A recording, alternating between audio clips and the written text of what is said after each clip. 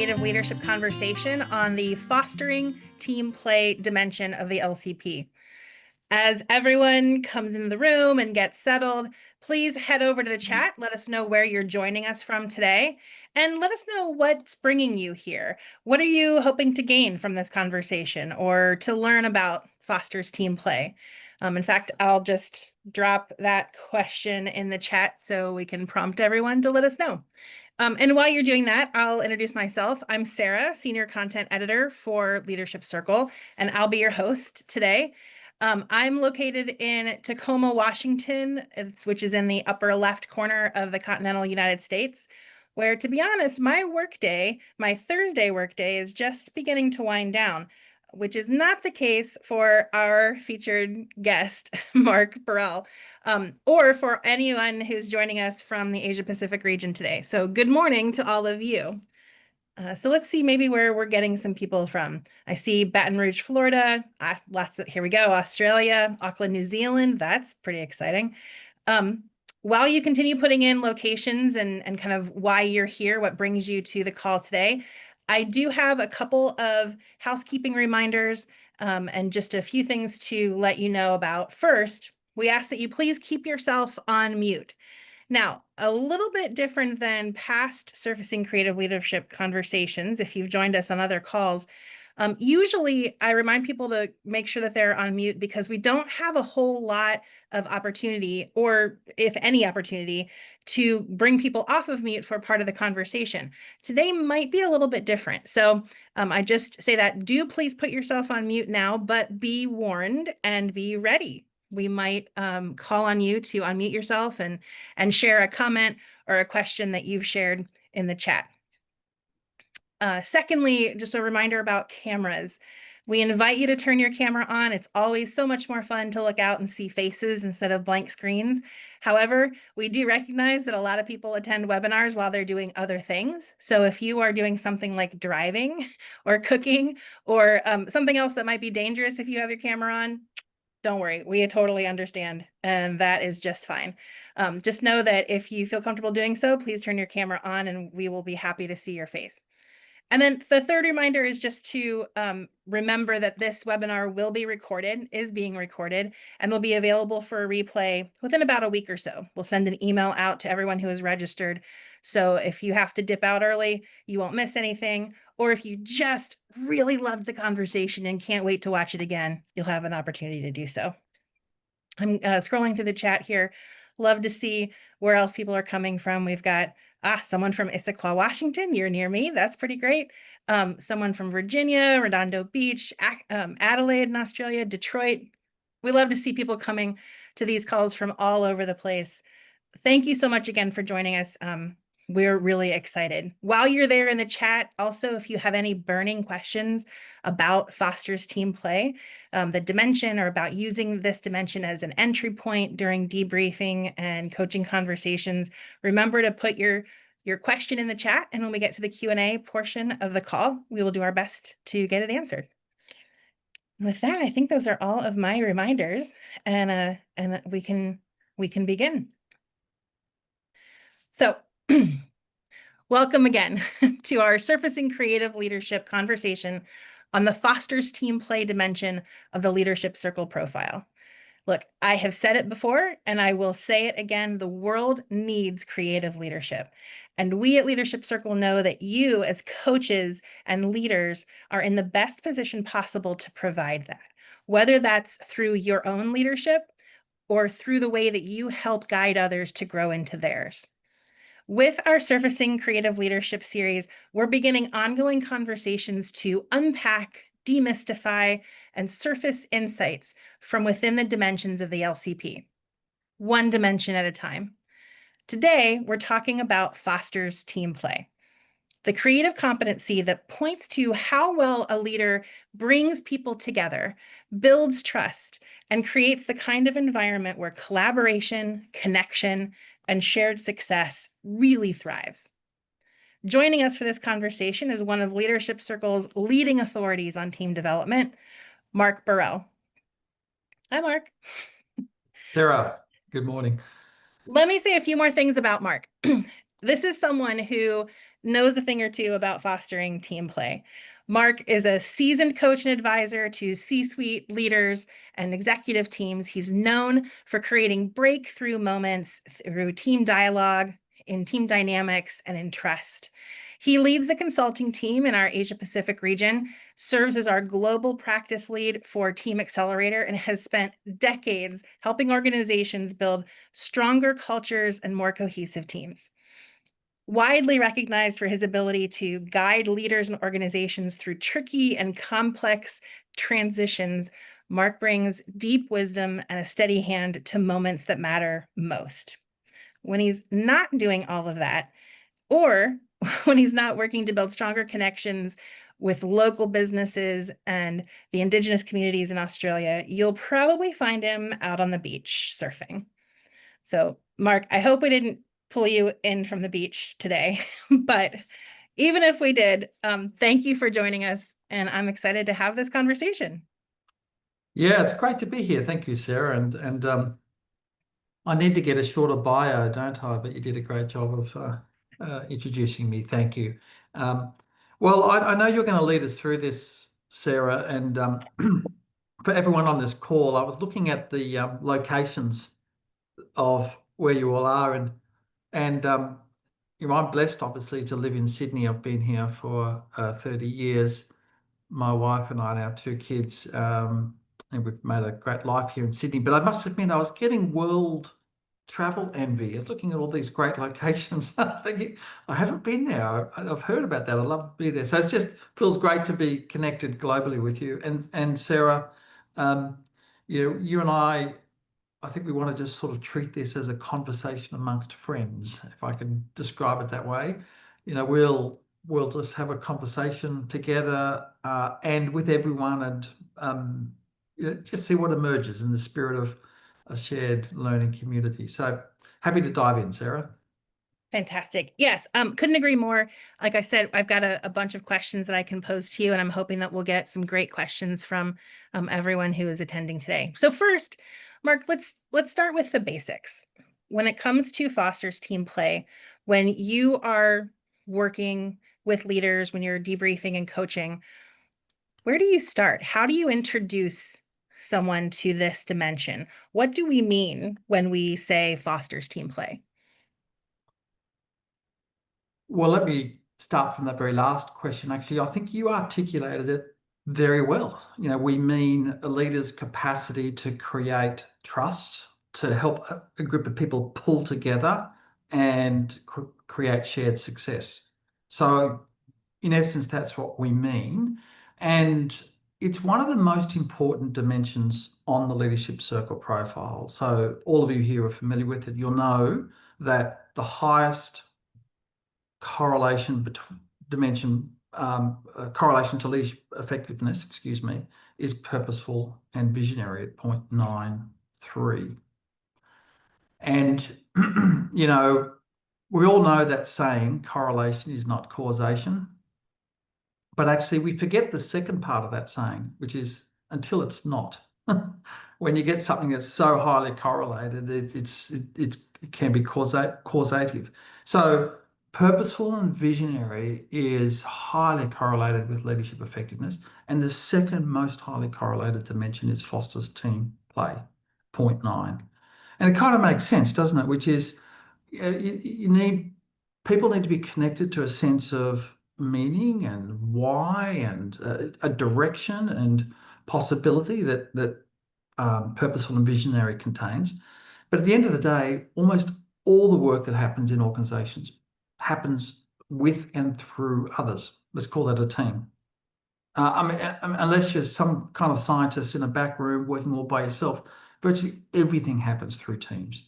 So the capacity for the leader to get a group of people to pull together powerfully is critical. So Sarah, I always get curious about those two wings of the profile. And of course, we're talking about Foster's team play here. But my way into it with leaders is to first get very curious about the context of their team. So I usually ask questions about just simple questions. Tell me about your team and what you like about it, what's working well, what's the performance context that you and the team are operating in. So I try and always try and get a bit more reality information before diving too much into the construct itself, because I find that's a really rich way to unlock it for most leaders. I want to ask a follow-up question just about what you were just saying when you ask leaders kind of about their teams. Does this always mean a team of direct reports? You know, they are overseeing a team, or does it mean other kinds of teams or ad hoc groups of people that they're working with? Well, I think it means all of that. I mean, obviously, for senior leaders, they will have a team of direct reports, but um, I think more often than not, when people are answering the question and when people think of themselves as um, agents of fostering team play, I think they're thinking about all the different contexts that Mm. they're operating in, all the teams they have to work with. And so I don't really sort of try and peg it to the hierarchy or the structure of the organization. I find that most people automatically assume it means two things: the team they might be leading, but the other teams that they need to work with or create a sense of constructive and positive team work with. So it's also just to make sure I understand, it's also not strictly about the way a leader may lead a team, but also the way they may be a teammate. Or the way they create effective teaming across projects that they have to be responsible for or influence. Okay, great. That's very helpful. Um, coming, I don't think we can get past the name of the dimension, fosters team play, which I Yeah, find very interesting and want to hear about. I've heard Bob Anderson, when he's talking about this dimension, talk about how the use of the word play was intentional, because high performing teams have fun together.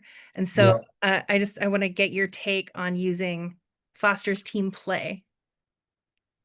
You know, I remember Bob saying that many years ago, and I'd forgotten until you reminded me of it in preparation for this session. And actually, I've been thinking a lot about that the last few days, Sarah. I think it's a really important distinction. Um, I do think that um, great teaming, one of the distinctive features of great teaming is a sense that of a team being playful with each other. Mm. And we all know it in our own journey to creative leadership is the more someone is unhooked from their defensive sense of self or from their own self story, if we think about it for ourselves, the more open we are to life, the more playful orientation we have to life. So, when a team has a sense of play, I think that's a really powerful indicator of that, creative energy. So, I'd forgotten about that, to be honest with you. When it was a great reminder. There's some of you might be familiar with the work of John O'Donoghue, which I draw on a lot. He's an Irish poet. He passed away some years ago, but he wrote a couple of books, wrote a lot of poetry on beauty. And for whatever reason, earlier this year, when I set some intentions about the work that I do with leadership teams and the work that we as an organization do with leadership teams through the Leadership Circle instrument, um, beginning of this year, I said to myself, I'd love our work to create more beauty in the world. And I really had to dig deep to think, what does that mean? What does beauty mean? And I came down to two things, which was keeping it simple, because it's very easy to just, complicate the work we do with teams because they are also complex living systems. But so keeping it simple and playful. And so I think it's not only a distinctive factor of what that points to a great team, but I think it's a way to help a team into its creative energy. Not to spend too much time here, but I will say that just earlier this week, I was part of a conversation talking about fun and fun in the profile or not in the profile. And I said in that conversation, well, duh, of course, fosters team play. That's where the fun is. And someone came back to me and said, well, you see play as fun, but play may not mean fun to everyone. And so have you encountered or are there examples of where this play might be something different than I don't if I'm going in with a certain set of assumptions, and maybe that's a misconception for what this actually is or is about. It could be fun, um, and there's always a place to have a bit of fun together, isn't there? I like to think And so. yeah, and the good old-fashioned team development that many of us have been exposed to, or perhaps still do. When I say old-fashioned, I don't mean to make it say it's less than, but just in the sense that we're all familiar with. Um, is often about just creating space for a group of people to have a bit of fun together. You can blow off a bit of steam, you can enjoy each other's company and put aside things and just have fun together. But for me, I probably lean towards play being more of a light-hearted and open-hearted approach to working together. Hmm. Uh, in the work that I typically lead when working with senior leadership teams, and this might be a blind spot on my part, I must say, Sarah, but I'm rarely trying to architect situations for fun, partly because it's often the case that if a team's up against something really edgy, they'll try and use a fun thing to actually kind of avoid really making contact with it. Oh. So if a team really has its heart set on, let's do something fun together, I'll often say to them, well, go do it. And then when you're ready to come into, a really profound conversation, then we'll do the work. And it's not that those are mutually incompatible, but that's often sort of the way I try and sort of connect it up to sort of honor those two energies. Let's have some fun together. Let's do some real serious work, but let's do it with the spirit of playfulness. When the two things can come together, I think that's fosters team play. I like that. I think some people in the chat agree with you. Angelo has a great comment about taking the work seriously, but not taking yourself too seriously. Exactly. Seems Yeah, like it's nice. a good Yeah. marriage of the two. All right, well, let's shift gears a little bit and talk about really using Foster's team play as a starting point, as a launching point in a coaching conversation. So and I know you brought a profile with you, which we'll pull up and we can kind of unpack whenever it is appropriate. But just to start us off, when you're looking at a profile and Foster's team play stands out, whether the Yeah. score is high or low, whatever, what what might their score in that dimension tell you about how they're operating, about how they're showing up as a leader? Yeah, great question. And sorry, Sarah, to do this. I just saw something pop up in chat. Oh, Can I sure. just quickly respond to it before coming to your question? Of course, absolutely. And it was just injecting humor, question mark. I'm sorry, I'm not quite sure who mentioned it. It's such a good point.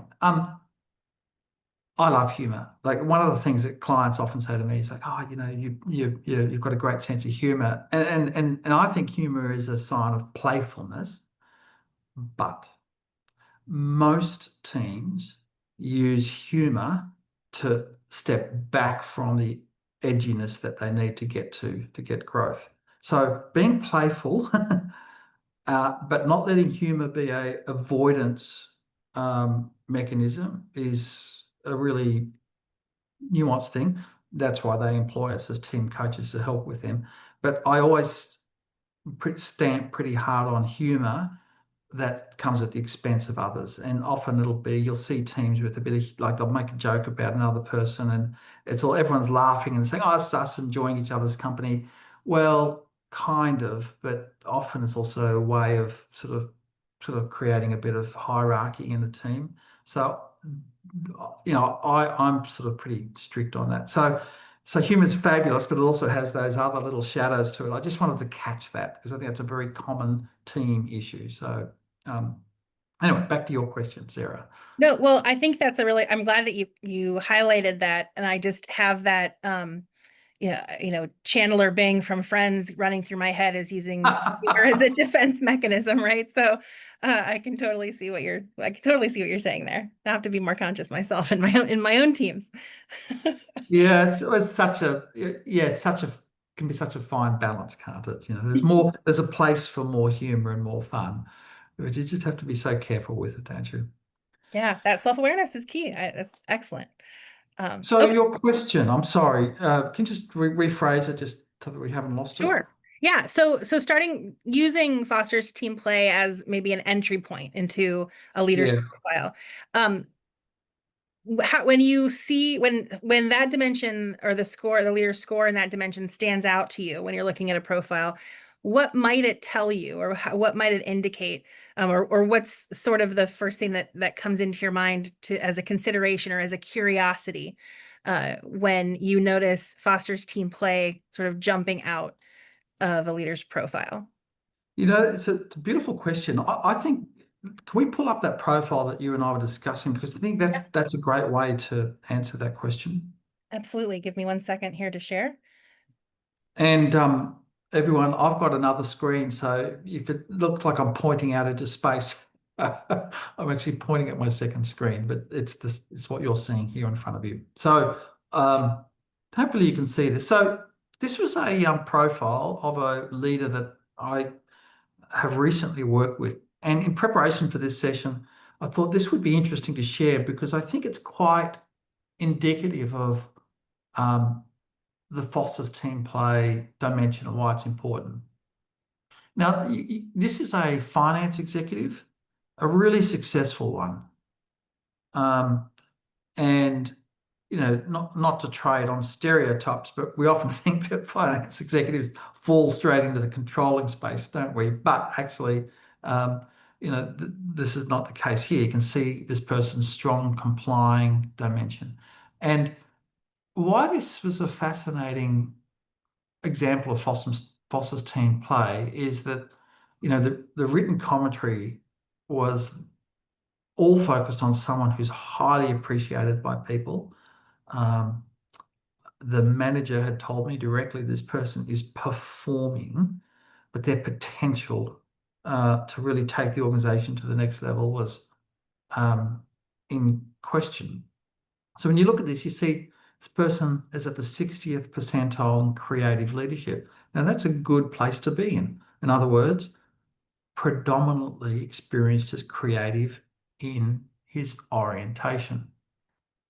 Look at the leadership potential utilization, right up there at the 80th percentile. In other words, has a good combination of creative strengths to deploy. But look at the leadership effectiveness, right down there at the 35th percentile. And that's, I think, goes to the heart of this person's leadership development move. So when we unpack this, what you can see, all of you who are trained in leadership circle profile will know straight away, here's someone oriented towards people. He cares about people. And his own upbringing has shaped him quite considerably to be very considerate of relationship. He's in a complex role where actually much of his performance requires influencing the organization to do things that are kind of optional. There's lots of risk management processes involved. So really tuned into the challenge of influencing without authority. And yet, if you look at Foster's team's play, it's one of the, or it is actually the lowest in this profile. So the bigger unlock for this individual was actually less about what might be driving that complying behavior and more about what the cost of him being unable to unlock the behavior and the shared performance of his team is to him and the organization. And so often we think the unlock in an LCP that has a lot of reactive is helping someone see the underlying psychology of their reactive profile. That's true, but the unlock can also be seeing, the cost of one of these critical high correlation creative dimensions if it's low. And the good news for this person, and because they're so relationship oriented, all of their way of being in the world of leadership is it's a small pivot. The sense of uh, turning his attention to how he helps his team um, solve some of these complex influencing challenges, sets them up better for success. And um, for him, he could see straight away how that is a mechanism that would take his achieving results score, which is very low, to the next level. So, we often describe it as scaling self through others, the relating dimension. Really hit home for this individual. Now, this individual has had multiple development assessments done in the past. And was able to talk about them in a way that signaled to me he'd done a lot of work on himself, which was fabulous. But this was the first time. So he knew all about his um, beliefs and assumptions and so on that might be underpinning this complying behaviour. But it was the first time that he said he'd had this sort of unlock because of sort of really thinking about what does it mean to elevate my team? What does it mean to create this sense of shared success? And how do I bring this relationship energy into helping the team step up? So in this, there was a great example of how that fosters team play, creative move, um, was a really powerful unlock for this individual. So I think it's a great example, Sarah. Hopefully it's answering your question, but just maybe the final thing to say, and we'll bring in some other voices, is that's why I think Foster's team play is so I always get critical about purposeful and visionary and Foster's team play. Those like two wings of a butterfly. Uh, and there's always some kind of unlock in that is, in my experience, as powerful as the unlock that happens when people see their underlying reactive mindsets more clearly. I think that's a huge glimpse in, and I actually love the fact that you're calling out um, how scoring low in a creative competency is just as much a growth edge as uncovering something from reactive tendencies. Totally. Yeah, I think that that's actually really something that is, it's easy, at least for me, thinking about creative competencies is just all sunshine and rainbows. It's like, oh, well, if you're there, it's a good thing. But there's so much room for growth yet still. So I love that you called that out. Um, Yeah, and I think it really honors the incredible adaptive intelligence of a person, um, to be able to say, like, for whatever reasons, biological, temperamental, conditioned, this person is brilliantly, adaptively wired to work with relationships, be tuned into relationship, brilliant intelligence. And to be able to say, just take that intelligence and just pivot it a little, swing it into uh, the way in which your team are operating. And in this case, I did the debrief with this individual very recently, so it's still fresh in my mind. The sense of excitement and possibility that represents. And so that's I think one of the great things about the tools, you'll be able to see, you'll remember it from your certification, people high in controlling, just take that strength and move it up into the achieving, high in complying, take that strength, move it up into the Foster's team play, or one of the other relevant dimensions. Then, it really honors people's natural intelligence. I thank you. I think that's great. I did have another question about self score versus evaluator score. Yeah. Sometimes I noticing on this particular profile, there's not a huge difference there, but If you are looking at a profile of a leader and there's a large gap between how they see themselves in this dimension and how others see them in this dimension, how do you approach that conversation? Well, it's probably the same as any other element on the profile. It's just something to get curious about. What the person is seeing about themselves or themselves in the context of the dimension and how others are experiencing them. So I'm not sure if I have much to offer other than it's just another great point of curiosity. And we have to remember as coaches and particularly working with the leadership circle profile is it's not an answer, right? It's not a medical MRI. It's and if you approach it that way, you run the risk of working against the natural and intelligence and honoring the person. It's actually just something. It's a window of curiosity. It's like, oh my God, like here's an extraordinary human being. How do I get curious? And most people have never had someone deeply curious about who they are. So, Sarah, for me, any gap in self or other or between what's possible and where they are, for me, is always mostly just something you get fascinatingly curious about. I love that. Mark, we prepared a poll. And so, Crystal, if you wouldn't mind putting that up, everybody, we do have a question that we want to pose and get a little live feedback. And I think it goes really well with the profile that Mark just shared with us. But we want to know that when you are coaching a leader whose Foster's team play score is lower than expected, where do you typically focus first, or where do you think you would, or where would you want to focus first? So if you're seeing that question, that poll, I'm curious to see what the responses are. And maybe then, Mark, you can give us a sense of what your response would be too. Great. Yeah, thank you. I'm just looking at that coming through. Yeah. Surfacing beliefs around control and trust seems to be oh, well, yeah, maybe not in the lead anymore. Well, this will give it just another second or two. Actually, I take that back. Crystal, you're in charge of the poll. You tell me when it's done. Thanks, Sarah. Let's just give folks another 10 seconds.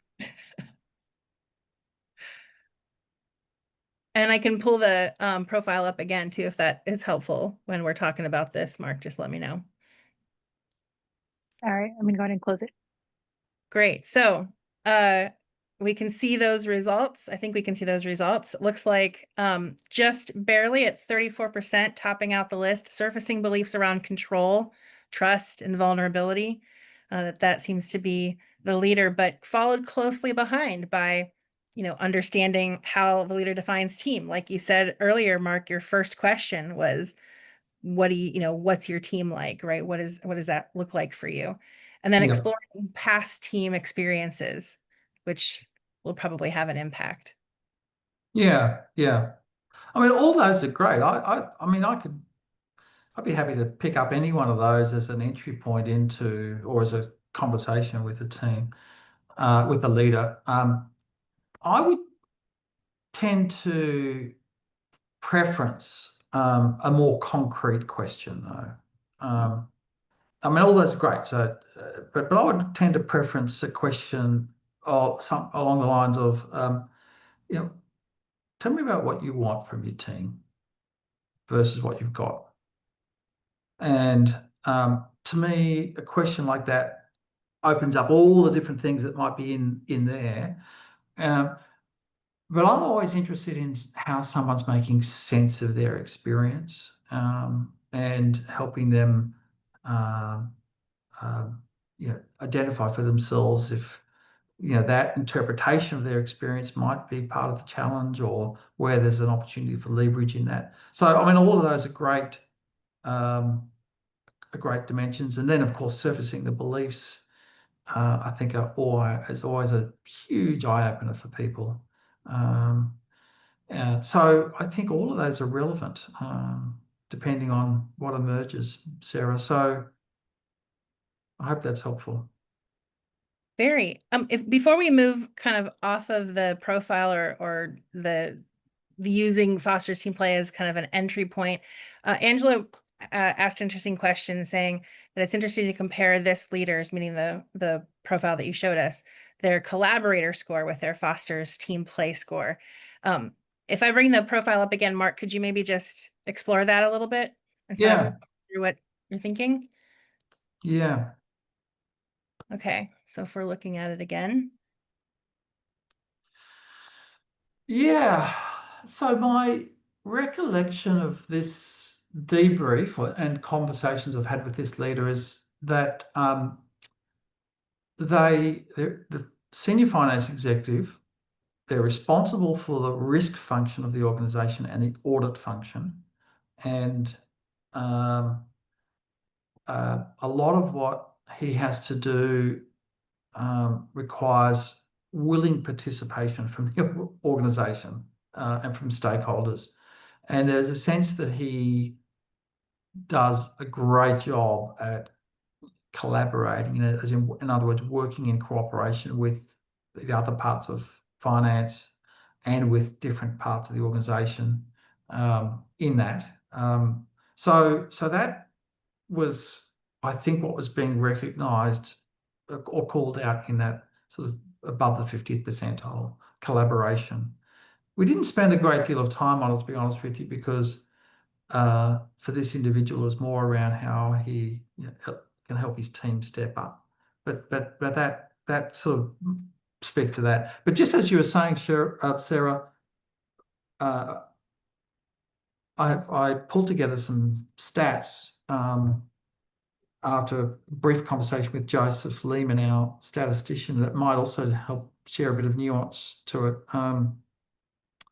So it doesn't speak about collaboration specifically, but just some interesting things for us all as practitioners to keep in mind is that Foster's team play is robustly associated with all the sub-dimensions in relating, meaning Foster's team play is integral to relating skills overall, or all the relating dimensions. And you'd all be familiar with the research that we've done that says that when you do a gender split between males and females, we find that there's more female creative leaders are often higher in the relating dimension for a range of reasons. However, on the Foster's team play dimension, there's no gender difference. And so our hypothesis is that it's so critical to effectiveness, both men and women have worked out in slightly different ways, that has to be central to how, if you're in senior leadership in particular, boosting teamwork is a fundamental trait. So the gender difference that some of you are familiar with, that we've shared in previous webinars, that's interesting and really important, is not there on Foster's team play. So that's interesting to pick up. And again, like all of these correlation models, but particularly with this one, is that if you lift Foster's team play even a little bit, the whole relating space moves immensely. So that's why I tend to focus there if I had to choose any of the relating dimensions. Great. Thank you for addressing that. Okay, I want to switch gears maybe again a little bit and get into kind of the real kind of coaching nitty-gritty. Some tips or tricks that you have come up with, or some things that you want to make sure our coaches know about when it comes to Foster's team play and helping leaders get curious about Foster's team play. So one thing is, how do you help a leader who's struggling with control? Foster's team play requires a certain amount of vulnerability and of letting go. So if a leader's struggling with control, how can you help them ease up a little bit? Oh man, you went for the biggest possible question, didn't you? We can ramp up to it. You know what? This might not be the answer that there'll be a few people that might disagree with me, but probably not the answer that we also want here. It's hard. So if someone has high controlling behavior, the developmental move they need to make to release the grip of that in a way that enables them to um, uh, elevate their relating, particularly their Foster's team play, is hard. It's one of the hardest developmental moves, I think, that's on the plethora of opportunities on the leadership circle. So, Sarah, I don't think I have a simple, like, listicle, here's the 3 steps to get someone from controlling into kind of more of that relating or more of the Foster's team play, beyond what we all already know, which is to get deeply curious about the person's reality and how they're experiencing it, to help them connect with how others are experiencing them and discover for themselves how much they really care about that. Because as we all know, there's some people that don't care about that. So, oh, yeah, I'm viewed that way and I'm the hurdle that everyone has to jump over. There's a reasonable proportion of people kind of operate like that. But if they can get them deeply curious about how others experience them in a way that they go, okay, I'd like to create a better experience, then you're away. And help them see the unconscious beliefs and patterns of thinking that sort of put them into a default controlling mode rather than a default enablement mode.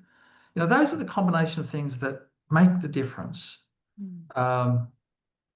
Yet it's not an easy road from controlling to relating. That rubber band, that has a lot of snapback. So what I'm hearing is ramp up, understand it may be a slow process, and keep at it. Always connect with the person's incredible adaptive intelligence that's got them there. The extraordinary life circumstances that have given them that controlling tendency have to be honoured immensely. And so it's not wrong, it's not bad. It might be having a slight or even a large impact on others, but you can, really help someone first and foremost honour their adaptive intelligence, which is what all the reactive stuff is, and then for themselves start to say, well, how can I use it more wisely in a way that helps my team or helps others? That's most that's what creates the momentum. Great, thank you.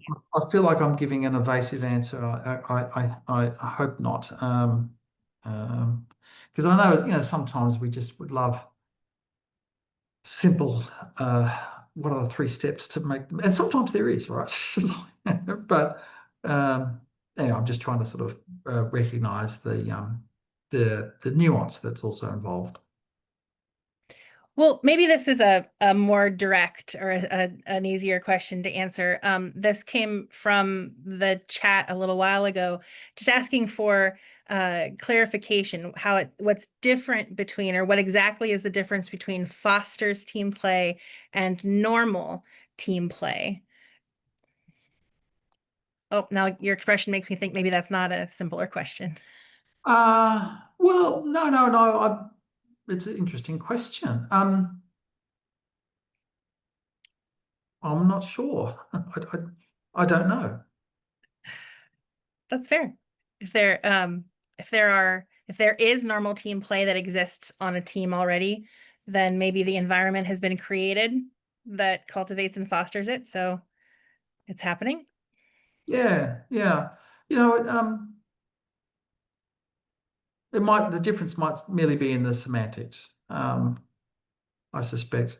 But the teamwork, coming together, doing great stuff together, but doing it in the spirit that has this quality of playfulness, where you're enjoying each other's company and you're enjoying the journey of being together. I think that's the distinctive quality. Great.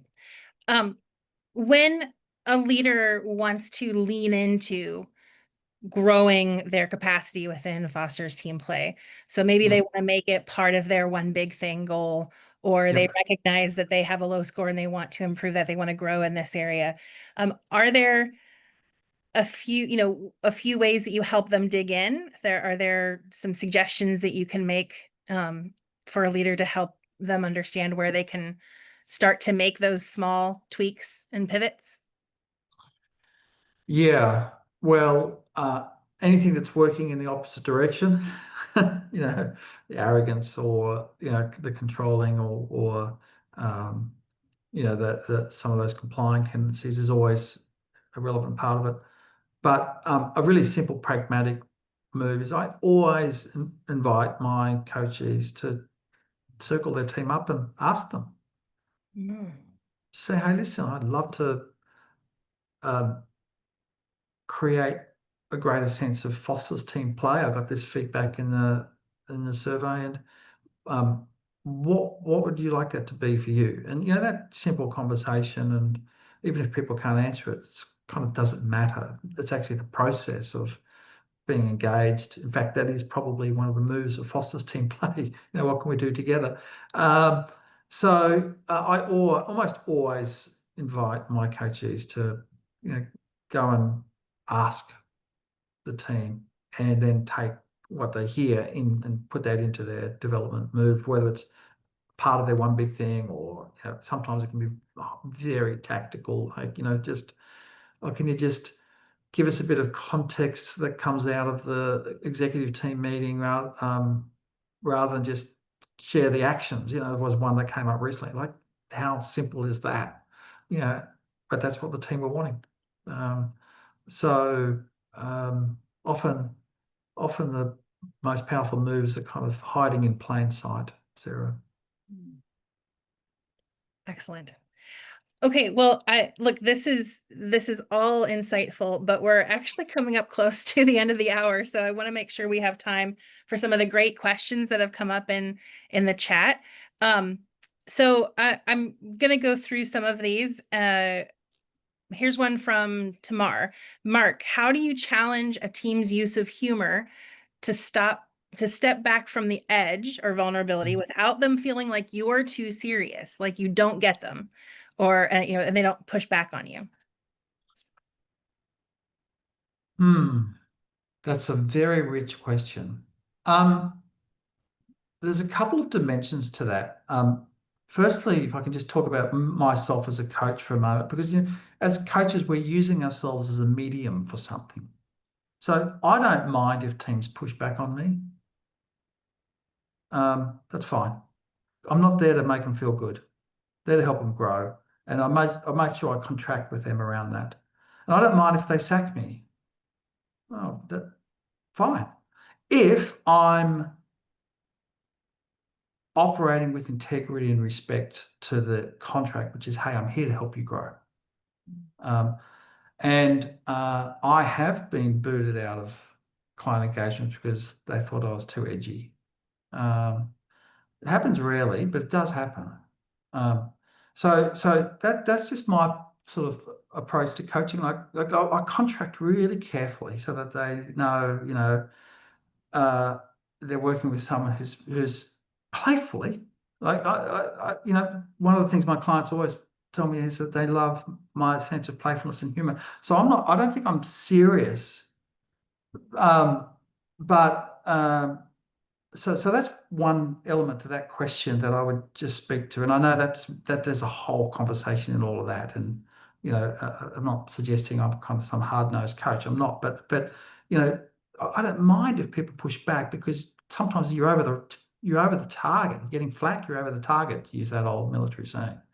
And as coaches, we have to use ourselves as a medium for that from time to time.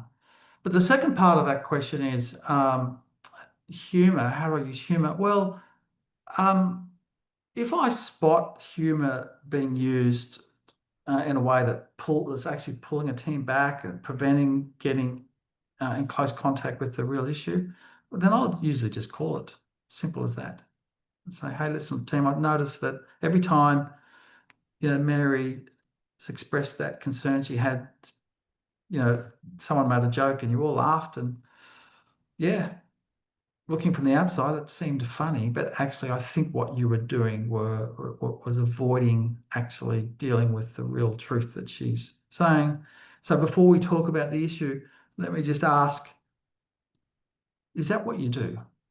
Like when you're in team meetings, there's something really critical, how often is humor used? So I'll always try and kind of give attention to process and then process the process. And as long as it's done not as a punishment, it's not criticizing, most teams will hold that well. Occasionally they won't. They'll push back and go, oh, no, you don't understand us because we just like to use humor. And that's where, well, if you're doing it in the right spirit, the way that you contracted as a coach, my view is fine. Let them push back.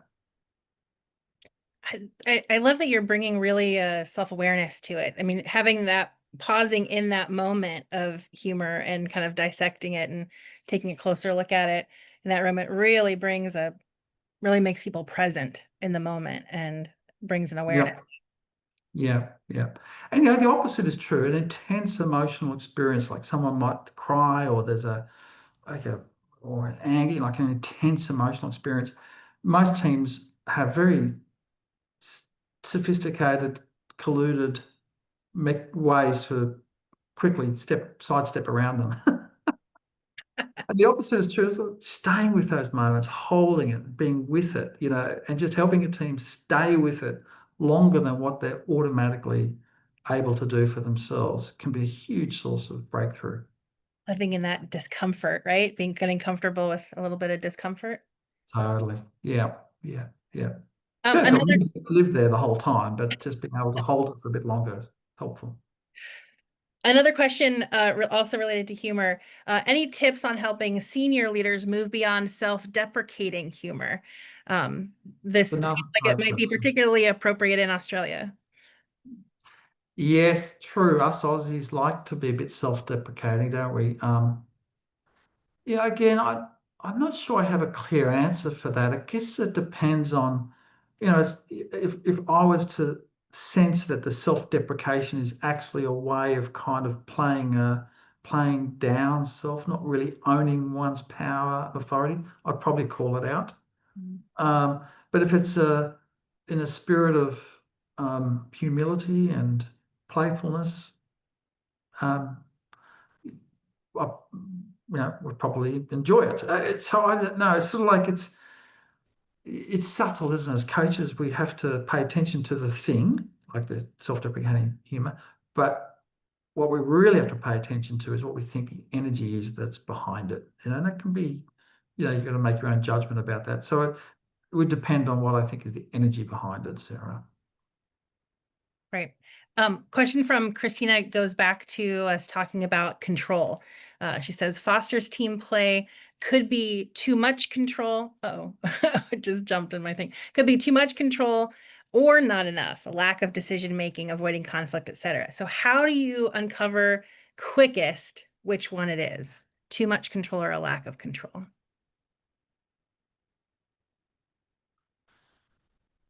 Well, I think if someone has a lot of controlling in their LCP, that's the answer. It's probably too much control. But if you take that one that we shared, high in complying, it wasn't that the person was had a lack of control. I think what I learned from that individual is that they were trying to, or just hadn't put enough attention into how do I help my team influence better versus how do I influence better? And so the team were feeling like they weren't being invited into that challenge. So I don't think it was a controlling thing. It was more that the person was locating it all in themselves out of their own fear about being accepted in these complex relationships. So hopefully that answers the question. Great. I think we have time for just kind of one last question. And Amy is asking, what's a useful first step for a leader whose team may be hostile because their fundamental belief is that the leader's responsibility is to give them what they want rather than what they need? Did everyone come together? So let's ask the most profound and difficult questions we possibly can. If a team has that belief, then that's probably a team stuck in a codependent, complying mindset. Adult to child, give me what I want, and we won't recognize you as leader until you do. I'd be taking that in a particular direction if that was actually the case. There is no move that can satisfy someone stuck in that dependent mindset. So there's a more powerful set of moves that are needed, and that would be the direction that, it's like the concept of the hungry ghost. You can never satisfy the hungry ghost. So there's something else required to sever that and disrupt that pattern. That's a nasty pattern. So would you say a first step is to try to disrupt that pattern? Is to try to identify? Totally. The leader, there's a disruption and a strong one that's needed. And so I'd be working with the leader, how they're going to disrupt that pattern in a very significant way that signals won't be tolerated. Excellent. Well, listen, Mark, we've only got 3 minutes left until the top of the hour, which means that this is about time for us to wrap it up. So I just want to say, first, everyone who is on the call, thank you so much for joining us. Thank you, Mark, for lending your expertise to this conversation and your voice to this conversation. A reminder that when I'm done talking, we're going to end this call, but remember that you'll receive an email within the next week or so with a link to not only the replay, the recording of the webinar, but also to a downloadable summary of key takeaways and good insights. So again, just thanks so much. We invite you to join us for future Surfacing Creative Leadership conversations. Come back next month when we're going to be jumping back into reactive tendencies and exploring the perfect dimension. And be sure to watch your inbox and our Leadership Circle social media channels for details on that and for additional Surfacing Creative Leadership resources, announcements, and events. And with that said, on behalf of Leadership Circle and our featured guest, Mark Burrell, I'm Sarah Stahl saying thank you so much for your time and attention. Have a great day or night, and we will see you next time.